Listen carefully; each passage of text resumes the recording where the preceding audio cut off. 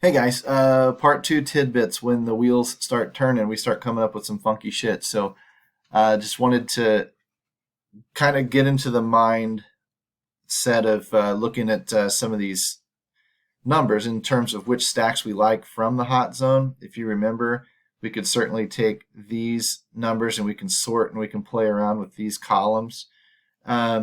I honestly don't know whether I've got this stuff out to the side, what it'll do to this. So I'm not going to mess with sorting the columns. Go back, scroll up, watch the previous video, and you'll see how cool that was finding hot zone teams. But let's say we found a few stacks: New York, Toronto, Washington, LA, Colorado, right? And we go looking through the research station and we click on Colorado and we start looking for WOBAs to handedness. This is to handedness, mind you. But WOBAs over 350, ISOs over 200, those are ideal. I mean, does that mean a 150 ISO is not usable? No, you can use it for sure. I wouldn't use this 090 guy though. He's hitting for no power, right? And we know what WOBA is. Now, you guys that are newer might not know this, but a few years ago we invented a term, or I did, whatever, called WOBISO, and that's essentially like K-score and W-score and all that stuff. It takes two stats, blends them together, WOBA and ISO, adds them up. So if I took 363 plus 289 for CJ Crone, I'd have a 652. Okay, what this allows me to do, a guy can have a really, really high ISO, and that's great. A guy can have a really, really high WOBA, and that's great, or somewhere in between. But if you have a really, really low ISO to use you, you'd better have a really, really high WOBA, and vice versa. If you have like a Joey Gallo has a really, really high ISO a lot of times, and that makes his lower WOBA usable. So the target number that I look for is 600. That gets me excited. It's not that I won't use players below that number. I don't know where my number would be where I cut it off. I'm just saying sometimes it's the best available, right? Like you look through a stack and your third or fourth highest guy is a 400 something. Well, you're kind of probably using the guy if you want to stack that team. You're not using, you're not cutting it off in a hard number, but it gives you an idea of what kind of power and WOBA you can expect. So I'm trying to get an idea of which stack pieces I'm going to focus on, bearing in mind I don't want more than about two gaps in those stacks. So I'm kind of trying to figure it out, blending WOBA and ISO together to handedness, and this is going to land on a favorable split. Some guys, like when I saw Blackman at a 294 and a 135 ISO, he's not hitting it. I was like, well, at handedness, I was like, well, Blackman's a lefty. He's probably a left-handed pitcher. Bingo. So Blackman is better for right-handers than he is for left-handers. Obviously, he struggles a little bit. Now, he could still go off and hit a bomb. That happens. But the odds of it happening are lower than when he's in a better matchup for him. You'd focus more on a Brendan Rodgers who hits for a 400 WOBA against lefties. That's elite. And a 200 ISO is elite. That's a 612. That's big. Why over 600? Well, because elite WOBA is 400 and elite ISO is 200. So add them together, 400 and 200 gives you 600. Anytime I see somebody over a 600 WOBA ISO, then I'm looking at an elite hitter, right? I'm looking at somebody who's in an elite matchup to handedness to the pitcher. Now, it can't be going against Verlander or Cole or somebody like that necessarily, but it doesn't have to be a donkey either. It can be an average pitcher. The guy hits that handedness really, really well. So now that we have that foundation laid to a degree, let's go back through here and let's look at those stacks. We said we liked the Yankees, 76 ownership, 5.2 IRT, 10.9 projection across the lineup. It's a pretty strong place when you look at how the ownership is all centered on the Dodgers tonight, rightfully so. We can pivot off of them and take the New York Yankees. And by looking at the New York Yankees, I would be picking on, through the research station, to handedness, Judge, Stanton, Rizzo, and Gallo. Gallo's 528 WOBA isn't terrible, right? But these other three guys are elite, and Judge is massive. This is a season-long number to this point, but it's two-handedness. It's to righty, lefty, whoever is starting the game. This is what Judge does to those righties or lefties, whoever is starting the game. Hits for well over 400 WOBA and well over a 200 ISO. It's crazy, his number. So you want to use him as a key stack piece tonight. Judge, Stanton is a 631. It looks bad compared to Judge, but it's still elite. It's over 400 WOBA and over 200 ISO. And if it's not, it's like a 350 WOBA, but a 250 ISO, massive, massive power. So you're looking for those numbers to add together over that 600 or as close to it as you can get. And you've got 4 guys in the lineup that are doing pretty good. Now, you would take that and say, is this a 2-gap stack? And you'd say, well, 2, 3, 4, and then 5, 6, 7, 8, 9. No, it's not. No, wrong. It is. It's a wrap. You can start with the 9, skip the 1, and go 2, 3, 4. It's only a 1-gap stack. You're using the 9-hole hitter, and that's another reason I wanted to make this video, is to show you how you can massage some of these multiple options. But 9, skip the 1, so 9, 2, 3, 4 is a 1-gap stack. It's a wraparound, right? If I look at Toronto, 1, 2, 3, 4, 5, no issues with gaps there. And these Guerrero, Springer, Kirk, and then Bichette and Teoscar, if you want to use them, are just under 500. You might use these only as a 3-handed stack, right? Like if you can make it fit to salary, which you probably cannot, but if you can make it fit to salary, Judge, Stanton, Rizzo, Gallo, Guerrero, Springer, Kirk, and you're off and running. Now that sounds like just an all-star lineup, and sometimes you'll get those when you can find that cheap offense that puts up numbers like these, and you're like, holy cow, how is this slipping under the radar? Nobody researches like I do, right? Nobody's looking at those things like I do. Just the same way as our other coaches, Razzle, Madness, Mutt, Scott Newman, all those guys, they're all researching different ways. They're researching their methodologies, and they're going to find plays that the rest of us are not.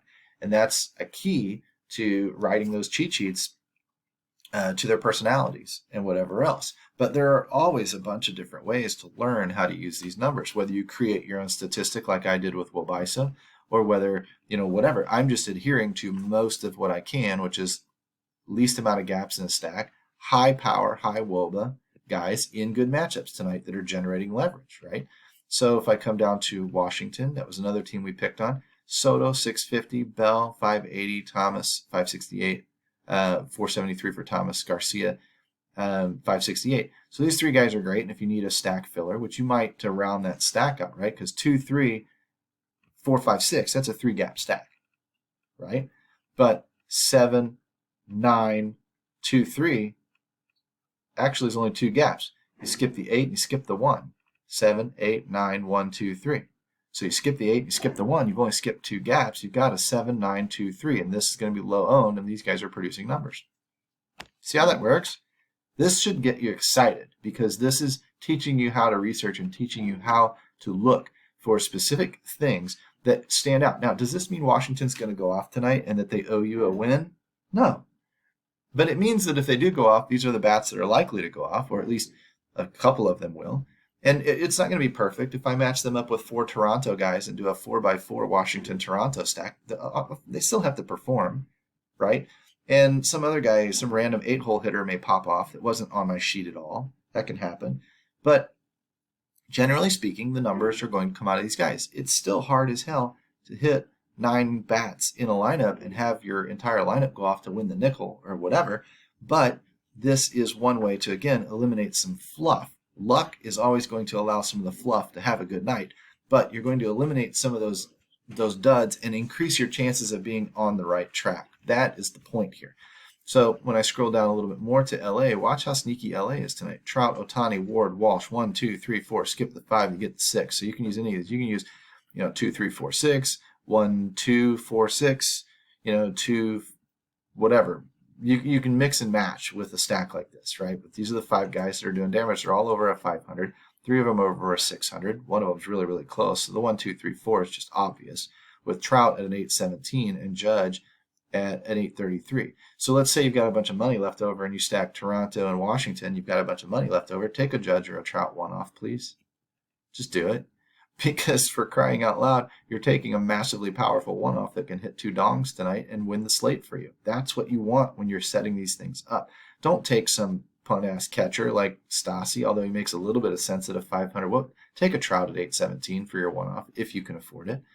And then Colorado. Cron, Rogers, Grichuk, Diaz, Joe. As we showed earlier, Charlie Blackmon does not have great WOBA and ISO or WOBISO against left-handed pitching. He can still pop off. He still has decent numbers. They're just not great, right? So we can fade him tonight, hope other people take him, hope he has a bad night, and then have other stack pieces around it. 4, 5, 6, skip the 7, skip the 8, and you pick up the 9, right? It's 2 gap stack. 4, 5, 6, 9. Or 9, 1, skip the 2, skip the 3, go 9, 1, 2, 3, and then 4, 5, or 4, 5, 6, whatever. 1, skip the 2 and the 3, 4, 5, 6. So if you want to have a 2 gap stack, 1, 4, 5, 6, 9, 1, 4, 5, or 5, 6, 9, 1, or 4, 5, 6, 9. Any of these guys is pretty much a 2 gap stack, okay? And look at their numbers, 650, 610, 500, 524, 503. These guys are all fine. Hopefully you're seeing how to kind of think this stuff through. These would be guys like if I went to my lineup and said, okay, single entry, I'm not worried about my pitcher yet. I'm going to fill in my pitcher a little bit later. I've got 3 or 4 guys that I'm watching, whatever. And some are cheap and some are expensive. So let's go fill in those bats. And let's start with a Colorado stack. Let's do 5, 6, 9, 1. And do Rogers, Grichuk, Diaz, and Joe. And hope that stack works. We'll leave out Cron, and then we'll pick up those 4 guys. That leaves us some money left over. So now we can come up here and maybe pick up Trout, Ohtani, Ward. Or maybe, we can pick up, we need a little bit of money left, so we can pick up Thomas, Soto, Bell.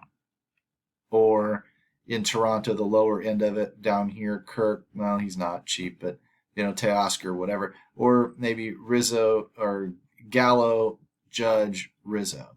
Or something like that. Maybe it allows some of that combination to really fly with a, not super expensive pitcher as well that has GPP upside. And you've got a Colorado New York Yankees or a Colorado Toronto or a Colorado LA stack, or maybe even like I said, Soto, Bell, and Thomas, Toronto, Colorado, Washington. These would be places I would fill in that stack first for Colorado that I like. Then I would go back and I'd find the other 3 pieces in these other offenses that would work with it. And then I would look for my pitcher. And I would then look for a one-off. And I would say if my one-off has a lot of money left, I'm going for a Trout. I'm going for a Judge. But if I got stuck on a Soto or a Bell or a Cron or a Ward or something, those are fine because those guys are still hitting for high enough ISOs that they hit this WOB ISO list at 600 or higher. So I hope that makes sense. I hope that if not, ask me questions. I will take the time and explain this stuff to you. But this is the type of stuff that is using leverage stacks, targeted pieces within the leverage stacks, batting orders that are not producing major gaps in your stacks, and using high WOBA and high ISOs to do it. These are guys that are liable to pop off tonight. No guarantee they will, but they are liable to pop off tonight. And this is how you start building, 4x3s, 4x2s, 4x4s, whatever, the winning GPP stacks. And these are going to carry the lower ownership. So your overall ownership in your lineup is not going to have trouble getting under the 150 or under the 125 that tends to win GPPs. It's not going to have a problem picking up 3 players that are under 10% owned that helps win GPPs. This stuff all works together. And this stuff all helps you increase your winning chances. And hopefully keeps you a member at dfsarmy.com, because this is the one site that's going to teach you why we do what we do and how to do it yourself. Peace out, homies. Talk to you later this afternoon.